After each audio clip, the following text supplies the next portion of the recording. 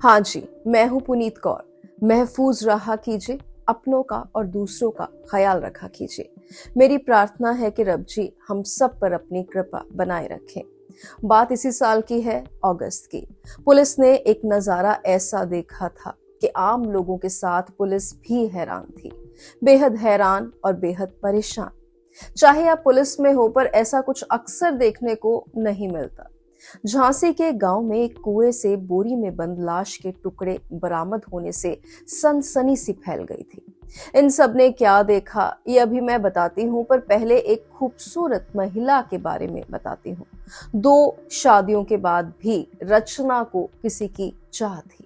हम सफर की चाहत रखना गलत तो नहीं, लेकिन रचना किसी और ही राह पर थी।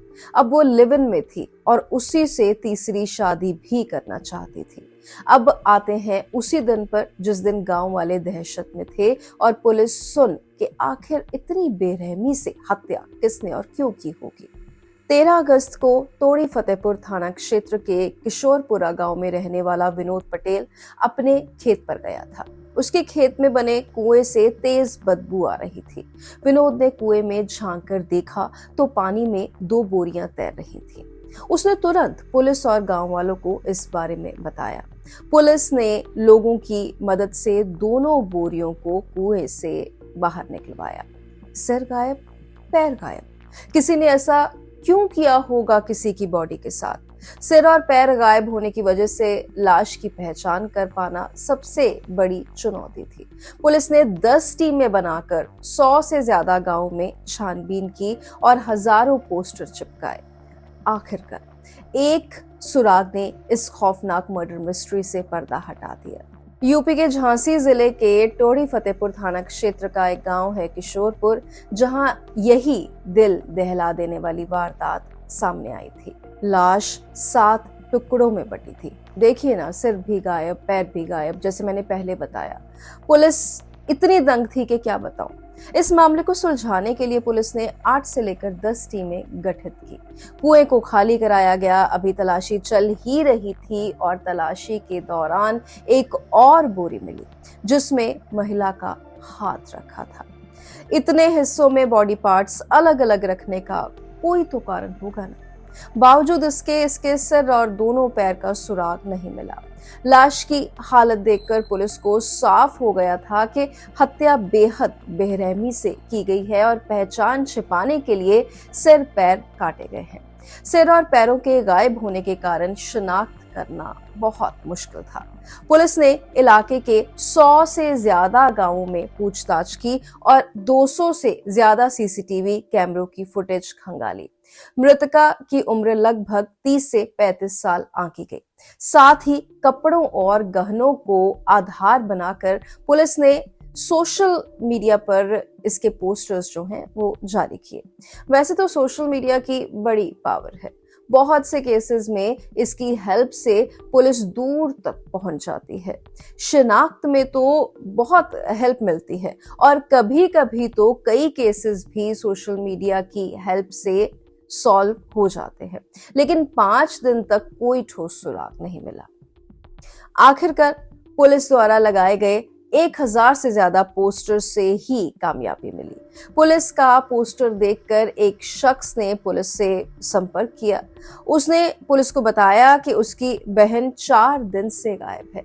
इस जानकारी के बाद महिला की पहचान टीकमगढ़ मध्य प्रदेश की रहने वाली रचना यादव के रूप में हुई। रचना विधवा थी और अपने ससुराल वालों के खिलाफ चल रहे मुकदमे की पैरवी कर रही थी। पुलिस जांच में पता चला कि रचना यादव की मुलाकात झांसी के महेबा गांव के पूर्व प्रधान संजय पटेल से हुई थी। दोनों के बीच धीरे धीरे नजदीकियां बढ़ी और वे लिव इन रिलेशनशिप में साथ रहने लगे। लेकिन रचना ने जब संजय पर शादी और पैसों का दबाव डालना शुरू किया तो संजय परेशान हो गया। यही तनाव इस खौफनाक हत्याकांड की वजह बन गया। संजय पटेल ने अपने भतीजे संदीप पटेल और साथी प्रदीप अहिरवार के साथ मिलकर रचना यादव को रास्ते से हटाने का प्लान बनाया। उन तीनों ने मिलकर रचना के कत्ल की खूनी साजिश रच डाली। योजना के तहत रचना की बेरहमी से हत्या की गई और उसके शरीर को टुकड़ों में काटकर बोरी में भर दिया गया। पहचान छिपाने के लिए सिर और पैर गायब कर दिए गए और लाश के हिस्से कुएं में फेंक दिए गए। पुलिस ने जांच में तेजी दिखाते हुए सबसे पहले मुख्य आरोपी संजय पटेल और उसके भतीजे संदीप पटेल को गिरफ्तार कर लिया। पूछताछ में दोनों ने जुर्म कबूल कर लिया और पूरी साजिश का खुलासा भी कर दिया। उन्होंने बताया कि रचना का दबाव और उससे बढ़ता विवाद इस हत्या की बड़ी वजह बन गया। इस हत्याकांड का तीसरा आरोपी और संजय पटेल का साथी प्रदीप अहिरवार पुलिस की पकड़ से तब तक तो दूर था। पुलिस ने उस पर 25,000 रुपए का इनाम घोषित किया। पुलिस की कई टीमें उसकी तलाश में लगातार दबिश दे रही थी, जिसके चलते आखिरकार प्रदीप की लोकेशन झांसी के पास मिली। पुलिस टीम ने वहीं घेराबंदी कर उसे पकड़ने की कोशिश की, लेकिन प्रदीप ने भागने का प्रयास किया और पुलिस के साथ उसकी मुठभेड़ भी हुई। इस दौरान आरोपी के दाहिने पैर में गोली लगी और उसे काबू कर लिया गया। पुलिस ने उसके पास से हथियार और गोलियां भी बरामद की। इस गिरफ्तारी के साथ ही रचना यादव हत्याकांड की गुत्थी पूरी तरह सुलझ गई। पुलिस पूछताछ में मुख्य आरोपी संजय पटेल ने बताया कि रचना पहले पति और बच्चों को छोड़ चुकी थी। दूसरे पति की मौत के बाद वह अकेली रह गई थी।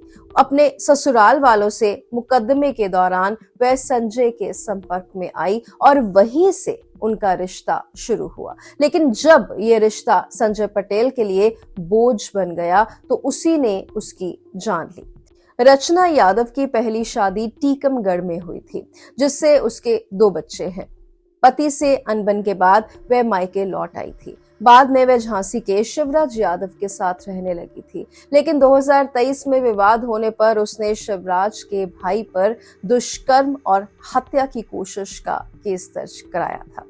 इसी केस की पैरवी के दौरान उसकी मुलाकात संजय पटेल से हुई और यही रिश्ता उसके कत्ल की वजह बन गया। सिरकटी लाश से शुरू हुआ ये ब्लाइंड मर्डर केस आखिरकार 3 आरोपियों की गिरफ्तारी के बाद सुलझ गया।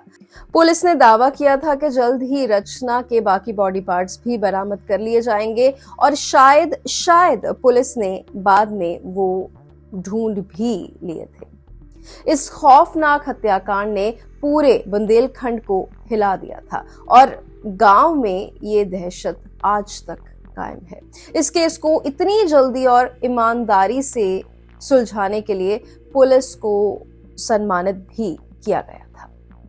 रिश्तों का एक फाइबर होता है, अगर हम उनके साथ जबरदस्ती करेंगे, धोखा करेंगे तो वो फाइबर हमें चुभेगा ही। अब वो चुभन जरा सा दर्द देकर खत्म हो जाएगी या जान लेकर मानेगी, ये कहना मुश्किल है। दायरे समझेंगे तो नफे में रहेंगे। अपना ध्यान रखा कीजिए। आप देख रहे हैं कैमरा, ये लेंस साफ है।